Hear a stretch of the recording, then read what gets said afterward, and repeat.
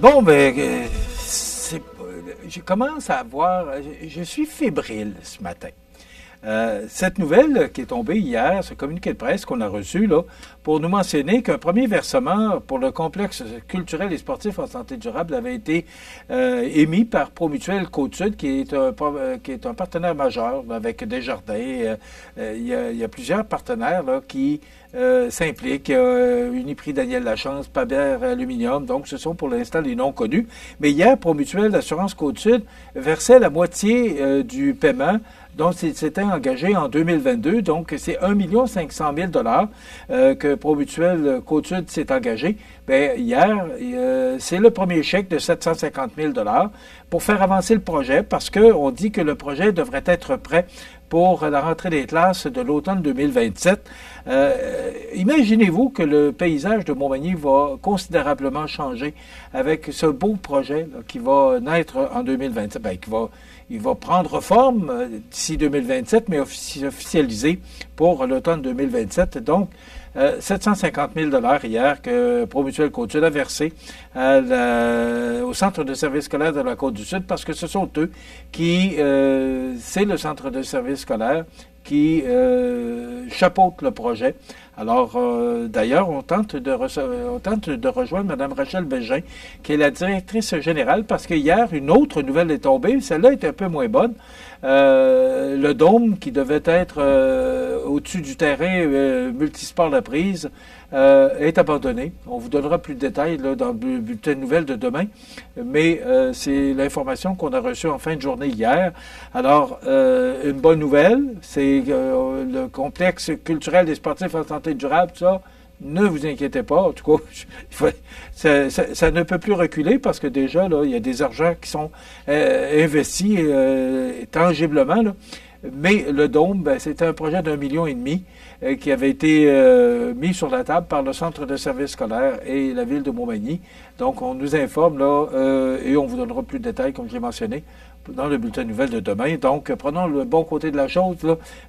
Un premier versement qui est fait pour le complexe culturel et sportif en santé durable par Promutuelle Côte-Sud. 2 séances d'information déterminantes sur le projet de troisième lien. C'est demain, de 15h à 20h, à l'hôtel Travelodge de Québec. Et c'est jeudi au Centre des congrès de Lévis, de 15h à 20h également. Ben, il y a une séance d'information. Et aussi, il y a des opposants au troisième lien qui s'invitent aux séances d'information publique. Alors, que vous soyez pour, que vous soyez contre, mais la Chambre de commerce et d'industrie de la MRC Montmagny vous invite à vous rendre soit à Québec ou au Centre des congrès de Lévis, demain à Québec et jeudi à Lévis, pour entendre ce qui va se dire sur ce projet-là et aussi voir c'est quoi les tenants et les aboutissants. Alors, un autre projet, est-ce qu'il va se réaliser?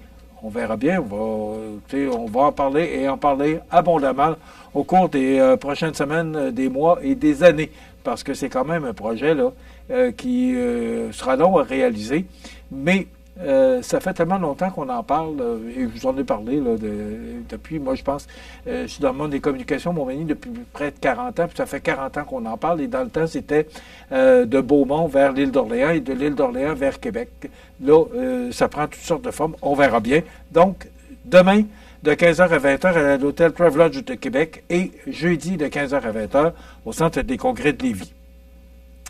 Et maintenant, ben, l'artiste qui est sélectionné pour la résidence artistique volet technique aux arts de la scène, ben, c'est madame, attendez un petit peu, je vais vous dire ça.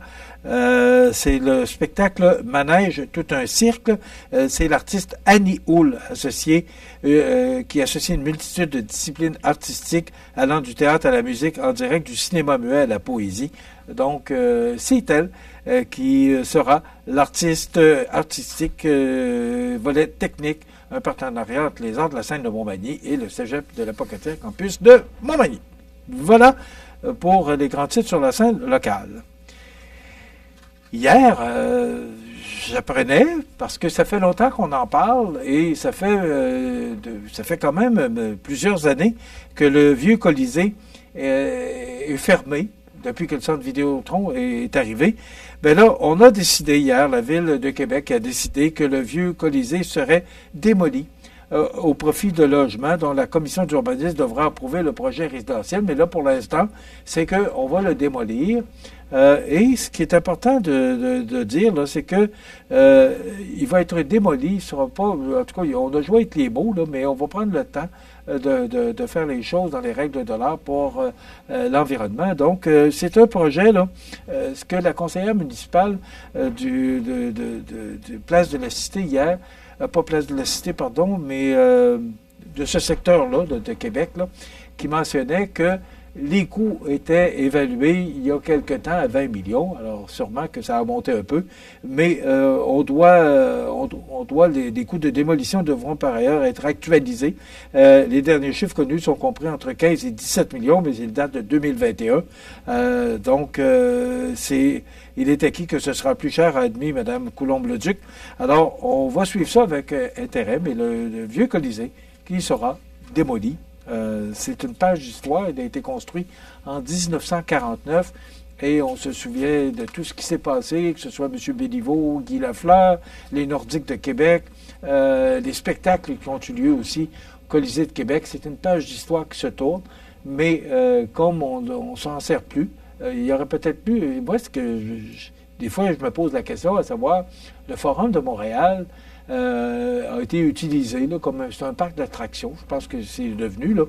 Et ça fonctionne très bien. Du moins, on n'entend pas parler, alors ça veut dire que ça va bien. Pourquoi ne pas, étant donné qu'on est dans le coin là, du parc La Cité, je n'ai pas le nom exact, là, comment ça s'appelle ce coin-là, là, mais il y avait à côté du centre Vidéotron. Comme c'est un endroit où il se passe beaucoup d'activités à différents secteurs, à différents niveaux. Pourquoi qu'on n'a pas utilisé cet édifice-là? Mais vous savez, aujourd'hui, pour les élus, c'est toujours des décisions difficiles à prendre parce que ça coûte, bon, on le dit, là, près d'une vingtaine de millions de le démolir. Comment vous pensez que ça coûterait pour le transformer? Pour louer des locaux, peu importe, là, faire un peu comme la nouvelle mission du Forum de Montréal, on prend des décisions à la mesure de ce qu'on a comme information, puis aussi, tout en respectant le budget, puis aussi, c'est toujours le compte de taxes qui fait foi si on doit investir. Les villes, peu importe les villes, peu importe le projet, on doit aller, si on manque d'argent, on doit aller fouiller dans les comptes de taxes. On doit augmenter les comptes de taxes pour être capable d'arriver à un budget équilibré, parce que vous savez que les villes sont tenues de présenter un budget équilibré chaque année. Donc, voilà pour le projet du Colisée qui sera démoli. Il n'y a pas de date encore, mais la décision est prise. Maintenant, reste à voir. Là, il va y avoir des échéanciers qui vont être émis pour pouvoir démolir le Colisée, le vieux Colisée de Québec construit en 1949. Bon, il y avait une rencontre hier avec M. Macron, qui est le président de la France, et M. Trump. Et encore hier, M. Trump a rappelé que les tarifs douaniers iront de l'avant. Ça doit débuter la semaine prochaine, le 4 mars et le 12 mars. En tout cas, ça change de date régulièrement, là. Mais il a confirmé qu'il irait de l'avant avec l'augmentation des tarifs. Je pense qu'on n'a plus de surprise. Moi, ce que je pense aujourd'hui, c'est qu'on doit prendre un plan d'action et de dire, OK, arrêtons de dire il augmentera. Bon, M. Trump a dit qu'il voulait faire des États-Unis un pays riche et il prend les moyens pour. Alors, c'est clair, arrêtons de se poser des questions et prenons action pour faire ce qu'il faut. On a quand même, le Canada est un pays riche en beaucoup de richesses naturelles. On est capable de s'autosuffire. Il y a d'autres pays aussi qui peuvent acheter nos produits et services. Alors, ça va se faire. Alors, allons-y de l'avant, puis passons à autre chose. Il y avait hier le débat avec les candidats et candidates à la chefferie du Parti libéral du Canada. M. Carney est en avance, vous le savez. Je pense pas que c'est le débat qui va changer de quoi, mais quand même, ce sera à voir.